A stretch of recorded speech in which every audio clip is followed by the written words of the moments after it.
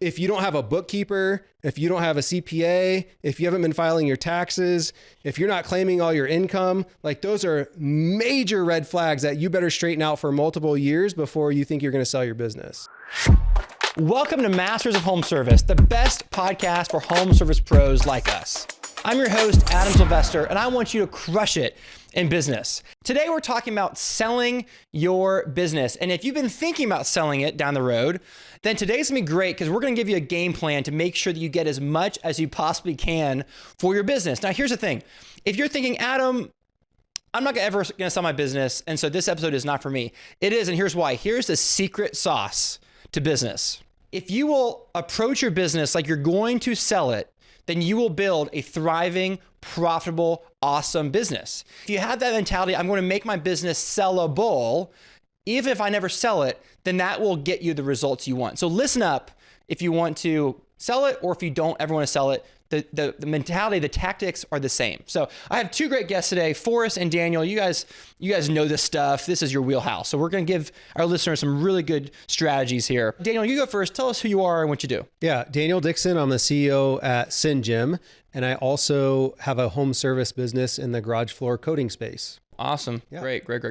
Forrest, I've got a consulting business called Derr Consulting, and I actually wish you could shoot a commercial for me because that's exactly my pitch is how do I help entrepreneurs prepare their business to sell, but turn it into a smooth running business at the time. So yeah, because that's the thing that I think a lot of people miss is it's not as simple as just when you get bored of running your business or you think you're close to retirement, call your competitor, tell them you want to give them your list, they give you some cash and you're done. It's actually not that simple. And if you want to do it right, it actually takes a lot more planning than that, right? It takes years of planning to really make sure your business is sellable. And so what would you guys say is the most common mistake that business owners make in this whole selling process? What do you guys think is the main problem or mistake they make? I'd say one of the main mistakes is they create a job rather than creating a business. So many entrepreneurs out there, they have a really well-paying job, but the business can't function without them. So they don't have processes and procedures and structures built out that allow that business to operate without them. And I've seen business owners brag that their business would fail if they weren't there. And I'm like, but that's not a business, that's a job. That's right. We're talking about assets here. We want to build your business as an asset. Correct. Yeah, that's actually would be my top one too. But on top of that, I would say maximizing your profit and making sure that a lot of business owners, the mistake they make is they think, oh, someone's going to buy this business because my brand is really good, or my logo is really cool, or my website's amazing. Businesses aren't bought and sold because of those things. It's really based on a few key things, profit being the most important, and really your customer list and how much money they think they can generate from that set of customers. Yeah. What are some ways that you can, boosting profits is a whole different topic, right? But let's get into it a little bit. What are some ways that you can make sure that when the time comes to sell, the finish line arrives and your business is cranking out as much profit as it ever has? What are some of those tactics that you would do? Really make sure that all the jobs to be done, the critical things that the business doesn't rely on you, just like Forrest said, to make sure that someone is doing all the critical things and that if you left, it would still be a thriving business. That's probably the most important thing. The other thing is to make sure there's metrics in place to really understand that the business is healthy and to where you can prove to the buyer that this business is going well, right? And then when there's those key metrics, you have to make sure they're not declining, right? So the profit could still be really good, but are we getting a decrease in leads? Is that stuff that would indicate the industry is changing? Those are things that we really have to monitor and prove, have a sellable story to the buyer that this business has been growing and will continue to grow because of these things that I'm tracking. Forrest, I think that, if you work at a store or you work at anywhere, if you say, I'm going to sell my job, you can't do that. You work something, you can't do that, right? We're not talking about selling jobs. We're talking about selling an asset. You can only sell something that you own. Mm-hmm. On top of that, you can't sell yourself. So if you are selling your business and you're the linchpin in every single thing and the business needs you for everything, then your business is worth very little because you can't sell yourself. You have to sell the business and then you exit. And if the company's not getting you along with the business, then it's just a shell. It's an empty shell with no clam inside, or whatever the phrase is. So what are some ways that business owners can take themselves out of the business over time so that can happen? Yeah, it's really about building accountability. We talked about one of the previous episodes, building the accountability structure so that everybody knows what their roles and responsibilities are. And through that process as a business owner, especially as you're scaling, you need to start delegating the things that you're doing. You need to start giving up the things that are not working on the business, they're working in the business. And building out that accountability structure, having clearly defined roles and responsibilities is a great way to get yourself out of that. What's the first thing to delegate? Email. Okay, great. That's a great first step. Email and calendar. I mean, that's one of the first things I recommend to people is get in, especially if you're in that founder seat, visionary seat, whatever you want to call it, being able to delegate those. I call them $25 an hour tasks. Mm-hmm. What are the things that you're doing that are only worth $25 an hour? Yeah. If you're doing things that are only worth $25 an hour, they need to go. Yeah, I would echo that. I would look at the lowest value tasks, right? All the tasks you're doing, look at the lowest value and start there, right? A lot of founders or owners are very scared about delegating because it's an important thing, right? And so if we can identify the least important things or the lowest value add task to your business, where if they got screwed up, that's okay. We'll be okay. We'll fix it. Start there. And then all the way through, probably the most important things would be sales, marketing, strategy, right? Those would probably be the last things and the most difficult to let go. But to your point, like if you say, hey, well, I have all the customer relationships, or customers buy from me because they like me, or I don't want to delegate sales because no one cares about my business as much as I do, then those are things we have to fix, right? Like that doesn't mean you can't delegate it. It just means we have work to do to get there. So many business owners think that they're the only one that can do certain functions because it's their way. And at some point you have to accept as a founder, good enough is okay. They may not make the spreadsheet the way you did it with the extra columns and the filters, but good enough is getting the data to where you can make decisions and make an impact. I know there's concept of good enough is not good enough, but at some point in business, good enough has to be good enough. It is, yeah. For the people. Yeah. I think selling a business is essentially as simple as a handoff. At the end, you're handing your business off to somebody else. And ask yourself, how smooth would that handoff be if we were to do it today? Yeah. And if you think, it couldn't happen today, like literally just couldn't happen, then you have some work to do. You might think, well, it'd be pretty tumultuous, but we could probably make it happen. Then you probably have less work to do, and that's good. But take some inventory on your business. Like, how hands-off are you, or how hands-on are you to your business that would make that transition really hard? That handoff is really important. It can be a good gauge to where you are in that process. A good test is to take some time off. So one of the businesses I worked in, the owner got COVID and ended up being out for 8 weeks unexpectedly. Wow. Well, guess what? The business operated fine. He had all the processes and procedures and structures in place to make that business operate. So I think there's a lot of business owners that even though they're in charge of their own PTO, they won't take PTO, or at least extended PTO. Take a month off, see what happens. Yeah. I mean, you can still answer the phone if you need to, but can that business operate without you? And what are the things that are breaking when you do that? Those are things you need to fix. I actually did that. I took a month off for the express. One of the main reasons I did it was to expose the cracks in my business that I just simply could not see. Every business owner is plugging holes in the ship that they don't even know their fingers are in those holes. They just don't even know. They don't even realize it. Yep. And you step away for a month, and then water comes spewing out of those holes, and then we can finally see, Adam's not here to plug that hole. Kind of finding a roof leak, you got to go away and let the water come in to see. Yeah, exactly. And so, a month is a long time, but you could definitely start with a few days. Take some time off. Hey guys, don't call me. We'll fix all the problems when we get back. But I want them to be exposed, right? And in some cases, you might be pleasantly surprised, right? I've left my business before thinking, oh, this is going to be sketchy. But you come back and you're like, wow, they did a really good job at that. I'm never going to take that back over. Yeah, right? Or that they actually do something without your input that's better than what you would have thought. It can go both ways. It's very scary no matter what, but it can, expose holes, but it can also expose skills that you thought your employees weren't ready for, but they really are. And you might be in the way of that. They'll fill the vacuum when a vacuum is created, right? So would you guys say one of the biggest things in this whole conversation is delegating? Absolutely. Yeah. 100%. Yeah. Do you have any sort of framework for, you said for us, first start with email, calendar, and then Daniel, you mentioned a few other steps. Let's iron that out a little bit more before we move on. Like, what is there any kind of framework, any kind of step by step, like delegate this and then that and then that and then that and that? Any suggestions on that? I use a framework called Delegate, Elevate, and it's an EOS framework where you basically list all the things that you do during the week, and then you take those things and put them in 4 quadrants: a love great, like good, don't like good, and don't like not good, right? So you put everything in that list, and the goal is to get all the things you're doing in the upper left-hand quadrant in the love great. Now, that doesn't come into factor with the money, or as far as, you might really love and you're great at sorting your emails, but the value of sorting your emails is not there, right? We're laughing because we've been there before. You've been there before, right? I'm so good at email. Baby. So once you go through that exercise, do that Delegate, Elevate, I encourage also for people to figure out what their total comp is.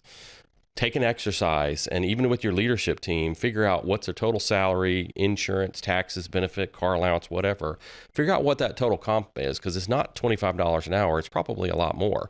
Is it $75 an hour? Is it $200 an hour? Now you can start looking at those things through the lens of, I'm stealing from the company when I'm doing something that's worth less than what I'm paying myself. Yeah. It's a bigger impact discussion when you start looking at it that way. Daniel, do you think that buyers generally think like, okay, they look at like, what does the owner do in the business? Because as soon as they're out of the business, they're going to have to replace that person, right?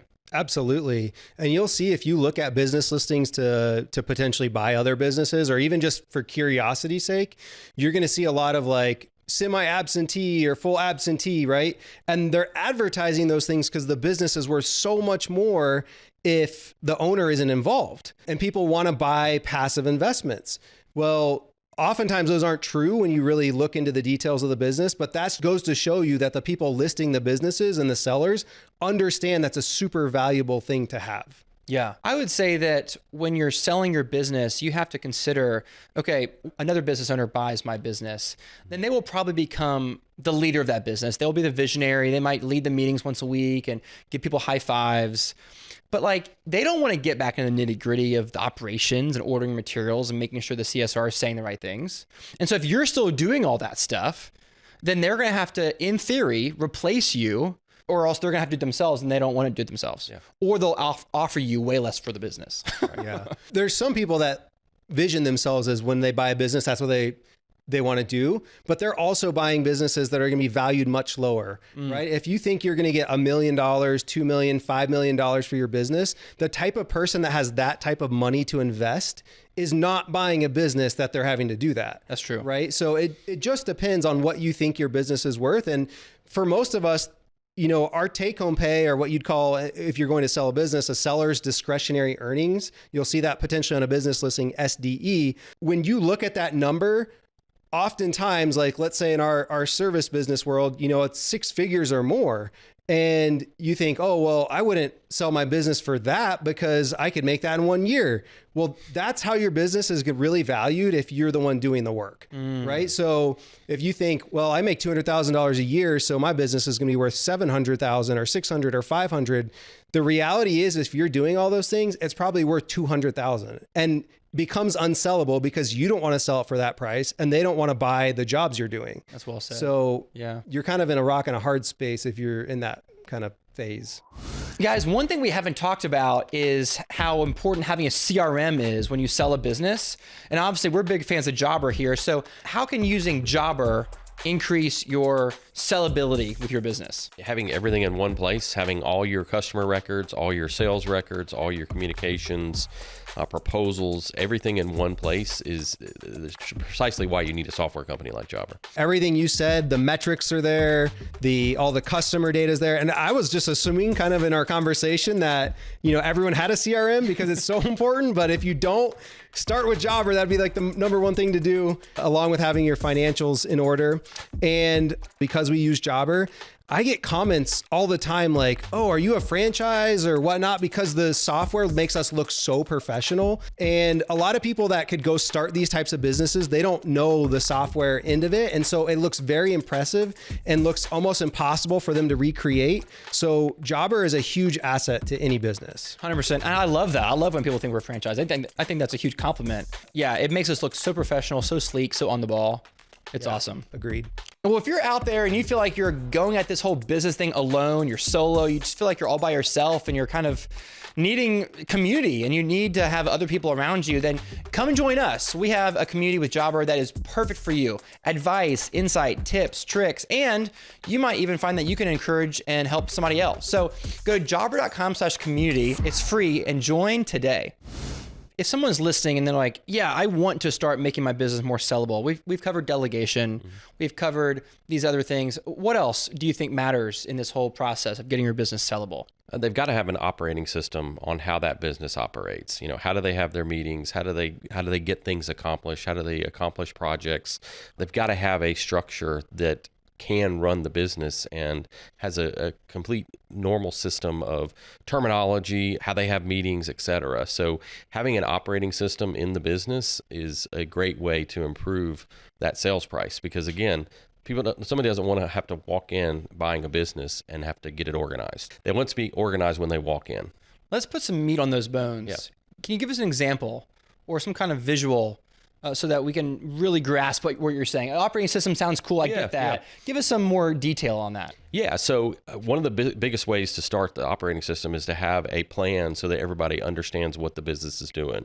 In the EOS space, it's called a VTO. It's a 2-page business plan. Okay. And so it lays out the foundation of here's what we want to do in 10 years. Here's what we want to do in 3 years. Here's what we want to do in 1 year. Here's what we want to do in 90 days. And having that framework established, documented, and everybody referring back to that as your Northern Star, that's what building a framework into your business is. There's no confusion about what the ultimate goal is. Everybody's marching to the same orders. Much like a rowing team, if you have a rowing team and everybody's clanging oars and banging into each other and they're going different directions, the company's not going to move forward at the most efficient rate. I totally agree. And then on top of what you'd said about the EOS operating system is having metrics to make sure those things are happening so that you can measure your team, having documents organized, right? They want to, it sounds so simple, but like, do you have a Google Drive or a OneDrive where you can say, here's all the contracts with vendors or customers, and here's our terms and conditions? Like, they want that stuff if they're buying the business. Otherwise, they might as well just go start on their own. Yeah. So they want access to those type of things. The other huge thing, which it doesn't matter what operating system you have or how much your business makes, if you don't have clean financials, you're not selling your business. Kiss it goodbye. Yeah. Yeah. It doesn't matter if you tell them you made $2 million last year. Well, how are you going to prove that? And no one's going to buy it on your word. Yeah. There's not enough trust in society today to do that. And don't ever go buy a business without seeing clean financials. And when you say clean, what does that mean? Well, I've seen when I go to buy businesses, financials where it's like expense categories, it's like owner's discretion. And you're like, what is that? Right. And they're like, oh, well, that's how I pay now. Yeah. That's how I pay my house cleaner. And that's how I do this. And really like, we just run it through the business, but it's, it is like income. Like it's not a real expense. You could cut that if you bought it, and you just it's introducing doubt, right? You're automatically like, okay, if this guy's not being truthful or gal's not being truthful about that, what else is going on? What else? Here? Right. Yeah. And do I really trust what this thing's saying? So if you don't have a bookkeeper, if you don't have a CPA, if you haven't been filing your taxes, if you're not claiming all your income, like those are major red flags that you better straighten out for multiple years before you think you're going to sell your business. And you can't just do that at the finish line. You have to start now. You have to have history of it. Right, correct, exactly. Right? You can't just clean it up at the end, like you said. And I'll tell you from my experience, it is amazing how many small businesses have no idea what their financials are. They are making decisions off of a spreadsheet, off of gut reactions, rather than using financials as a tool. I talk to people all the time and like, oh, QuickBooks is for my accountant. No, QuickBooks is for you to make business decisions. Yeah. Are you not looking at your P&L every month? Are you not looking at your balance sheet every month? It's mind-boggling, some of these businesses. And we're talking, $8, $9, $10 million businesses that they don't know their numbers. And to your point, when they go to sell, it's a disaster. They will get picked apart by a competitor or venture capitalists, whoever's coming in, they're going to tear their business apart. So. And every time you can't answer a question, to your point, that's doubt, right? And every little bit of doubt you introduce, your business goes down in value. I'm not joking. So it's like pretty soon you get to a point where they're like, yeah, we just can't buy this thing because there's too much doubt here. They start shaking their head. I don't know about this. Yeah. I have a company I worked for. We were working on possibly exiting at the time, and we built out a dashboard to know every single statistic. So we went and looked at what buyers would want to see. We had it on a dashboard, and we were able to call out and show sales per hour, or, cost of acquisition, lead acquisition costs, our monthly recurring revenue, what's revenue by product. And I remember being on a call with a venture capitalist group, and they were like, how do you know all these numbers? I'm like, we have these on a TV in our office. We look at this every day. This is our guiding principle. If you have your finances in order, you have KPIs that mean something, not just look cool. There's KPIs that look good on a dashboard, but they really don't mean anything. Right. So what are the KPIs that you need to know? And if you're going to sell your business, you need to be looking at those KPIs now to sell your business in 5 to 10 years. Speaking of financials, how does debt influence the sale of a business?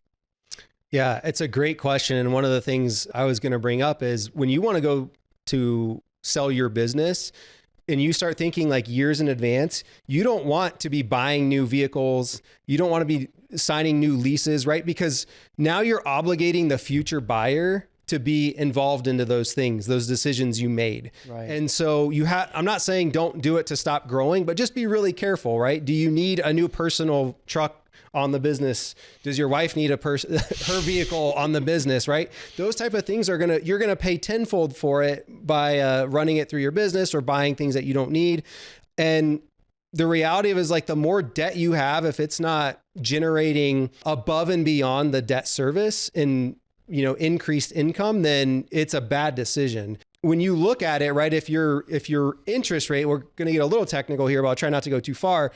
If your interest rate, for example, on that vehicle is 7%, you better be getting better than a 7% return on wherever that money that you're using is going, right? So if you loan $50,000 to buy a piece of equipment at 7% interest, that $50,000, instead of you paying for it cash, you better be getting better than 7% on that money or that monthly payment that you're paying to pay the $50,000. You have to be making money on that, right? So it's a math thing, to your point, and you need to understand your numbers and your financials to understand, should I be taking debt?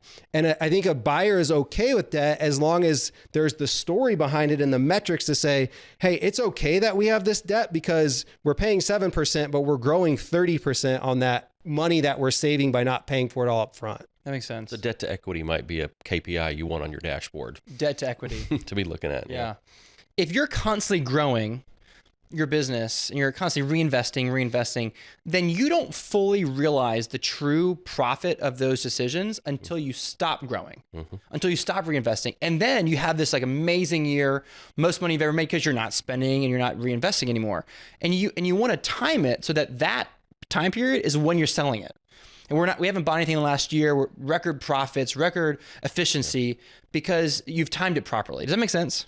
Yeah. It absolutely makes sense. Yeah. Yeah. And you have to be able to tell that story too, right? Because some mistakes I see is people, they stop marketing and they stop spending to boost their profit. But then when the sophisticated buyers, like the venture capital, private equity, someone rolling up your types of businesses in your market, they're going to look at those KPIs and they're going to say, well, how come your leads dropped? Right. And then they're starting to introduce doubt. Well, is the market soft? Is it your employee, like your salesperson leave? Like what's going on in your business? So you just have to be really careful. You want to maximize the profit in a smart way, but be able to tell that story, whatever your, decisions you're making. Yeah, that's great. Something I want to come back to earlier is the seeds of doubt, and buyers should be able to walk through your shop and ask the guy working over there, hey, what's the direction? What's the goal of this company? What are you working on? And he should be able to ask that question of 4 or 5 different people and get the same answer. And I think that's a really simple way of knowing. If he gets the same answer, ask different people, he's like, this is a pretty solid business. Yeah. But they all say something wildly different. This is an unhealthy business. To use a fancier term in this whole world of selling is EBITDA. And it's an acronym for profit, basically. Do one of you guys want to tackle that? Just explain to our listeners what EBITDA is and how they should be trying to raise that number. Yeah. So EBITDA is a fancy term for profit, like you said. And we don't have to get into exactly what the acronym is, but you can look it up. The key here is that you want to show as high of profit as possible because your business will sell on a multiple, most likely, of your profit. Okay. So let's say your profit is $200,000 a year. Your EBITDA multiple or your profit multiple that you sell for might be 2 times, right? So your business might be worth $400,000. Okay. If you have an EBITDA of $1 million or $1 million a year in profit, your multiple might be 5 times. And so you might get $5 million. And so to say like, oh, businesses in my industry typically get these EBITDA multiples or these profit multiples, it's really a sliding scale based on how big your business is. So the more your EBITDA grows, not only is your business worth more and you're making more money, which kind of goes back to your point at the beginning, Adam, of even if you're not going to sell it, you want to grow your EBITDA because it's good for you. Yeah. It's a good thing. Right. But you're also, it's like you're getting a double whammy, right? Because you're growing your business, it's making more money, but it also becomes more valuable because your multiple grows. So instead of getting 2 times on 200,000, you're going to get 5 times on $1 million, right? And so EBITDA becomes a very focused part of the acquisition conversation. And, again, part of that equation is the top line sales to get to that profit. So if your team members, to your point earlier, understanding what the goal is, okay, in 5 years, we want to be at $10 million. Mm-hmm. If they understand that, then they're going to be focused on how do they cut the costs? How do they streamline processes? How do they grow the business with less people? How do they automate tasks? And so again, you have to have everybody rowing in the same direction. Mm-hmm. And if everybody understands what the goal is, $5 million EBITDA or whatever it is, then decisions they're going to be making on the shop floor are going to be directly impacting that. That's great. So I have one last question for you guys. There's a lot of chatter out there, at least I see it online, the forums and stuff, about recurring revenues, all that matters to buyers these days. Oh, recurring revenues, all that matters. What do you guys think? Is that true or not? Depends on the type of recurring revenue. Okay, what do you mean? So I would say yes, recurring revenue is very important, but how valuable is that recurring revenue? How tight are your contracts? How long are your contracts with clients? That will play a big impact on the valuation of the company. Yeah, it is important. And you're going to get a higher multiple on your EBITDA if it's recurring revenue. Okay. And that all goes back to the very simple thing that we talked about early, which is you don't want to increase doubt. Right. And so when it's not recurring, there's doubt that that's going to happen again next year. Right. Right. So if I had $1 million contract this year, but it was like a one-time thing because I was going to pressure wash the entire university campus, right? They don't know that per se. And so it's scary to them. Like, will that contract happen again or not? But if it's recurring, there's less doubt because you're like, oh, well, this is just a subscription. So it's going to obviously happen again.